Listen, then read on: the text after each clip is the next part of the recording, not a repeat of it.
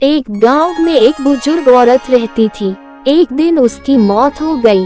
जब यमराज लेने आए तब औरत ने यमराज से पूछा, आप मुझे स्वर्ग ले जाएगी या नरक? यमराज बोले, दोनों में से कहीं नहीं।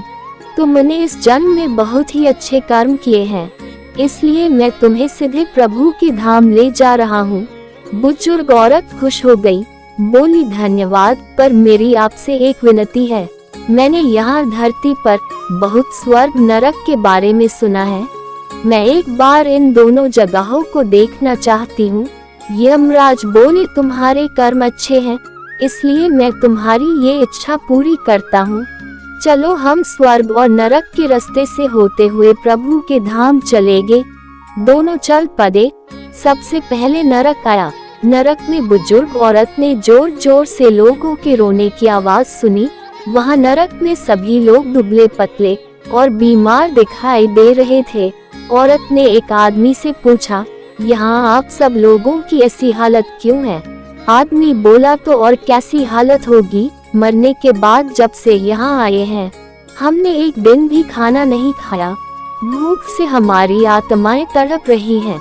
बुजुर्ग औरत की नजर एक विशाल पतीले पर पड़ी, जो कि लोगों के कद से करीब 300 फुट ऊंचा होगा। उस पतीले के ऊपर एक विशाल चम्मच लटका हुआ था। उस पतीले में से बहुत ही शानदार खुशबू आ रही थी। बुजुर्ग औरत ने उस आदमी से पूछा, इस पतीले में क्या है? आदमी मायूस होकर बोला, ये पतीला बहुत ही स्वादिष्ट खीर से हर समय भरा रहता है। बुजुर्ग औरत ने हैरानी से पूछा, इसमें खीर है, तो आप लोग पेट भर के ये खीर खाते क्यों नहीं? भूख से क्यों तड़प रहे हैं? आदमी रो रो कर बोलने लगा, कैसे खाएं? ये पतीला 300 फीट ऊंचा है, हम में से कोई भी उस पतीले तक नहीं पहुंच पाता। बुजुर्ग औरत को उन पर तरस आ गया। सोचने लगी, बेचारे खीर का पतीला होते हुए भी भूख से बेहाल हैं। शायद ईश्वर ने इन्हें ये ही दंड दिया होगा।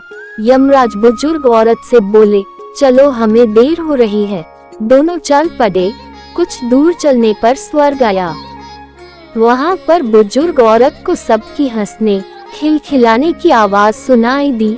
सब लोग बहुत खुश दिखाई दे रहे थे। उनको खुश देखकर बुजुर्ग औरत भी बहुत खुश हो गई। पर वहाँ स्वर्ग में भी बुजुर्ग औरत की नजर वैसे ही 300 फुट ऊंचे पतीले पड़ी थी जैसा नरक में था। उसके ऊपर भी वैसा ही चम्मच लटका हुआ था। बुजुर्ग औरत ने वहाँ लोगों से पूछा, इस पतीले में क्या है? स्वर्ग के लोग बोले कि इसमें बहुत टेस्टी खीर है। बुजुर्ग औरत हैरान हो गई, उनसे बोली, पर ये पतीला तो 300 फीट ऊंचा है, आप लोग तो इस तक पहुंच ही नहीं पाते होगे। उस हिसाब से तो आप लोगों को खाना मिलता ही नहीं होगा। आप लोग भूख से बेहाल होगे, पर मुझे तो आप सभी इतने खुश लग रहे हो। हम तो सभी लोग इस पतीले में से पेट भर के खीर खाते हैं। औरत बोली, पर पतीला तो बहुत ऊंचा है। लोग बोले, तो क्या हो गया, पतीला ऊंचा है तो यहाँ पर कितने सारे पेड़ हैं। ईश्वर ने ये पेड़ पौधे, नदी, झरने हम मनुष्यों के उपयोग के लिए तो बनाई हैं। हमने इन पेड़ों की लकड़ी उसको काटा, फिर लकड़ियों के टुकड़ों को जोड़ के एक विशाल सीढ़ी का निर्माण किया। उस लकड़ी की सीढ़ी के सहारे हम पतीले तक पहुँचते हैं और सब मिलकर खीर का आनंद लेते हैं। बुजुर्ग औरत यमराज की तरफ देखने लगी। यमराज मुस्काए, बोले, ईश्वर ने स्वर्ग और नरक मनुष्यों के हाथों में ही सौंप रखा है। चाहे तो अपने लिए नरक बना ले, चाहे तो अपने लिए स्वर्ग बना ले। ईश्वर ने सबको एक समान हालातों में डाला है। उसके लिए उसके सभी बच्चे एक समान हैं। वो किसी से भेदभाव नहीं करता।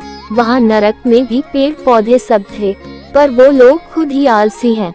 उन्हें खीर हाथ में चाहिए। वो कोई कर्म नहीं करना चाहते, कोई मेहनत नहीं करना चाहते, इसलिए भूख से बेहाल हैं। क्योंकि ये ही तो ईश्वर की बनाए इस दुनिया का नियम है। जो कर्म करेगा, मेहनत करेगा, उसी को मीठा फल खाने को मिलेगा। दोस्तों, ये ही आज का सुविचार है। स्वर्ग और नरक आपके हाथ में है। मेहनत करें, अच्छे कर्म करें और अपने जीवन को स्वर्ग बनाएं। धन्यवाद।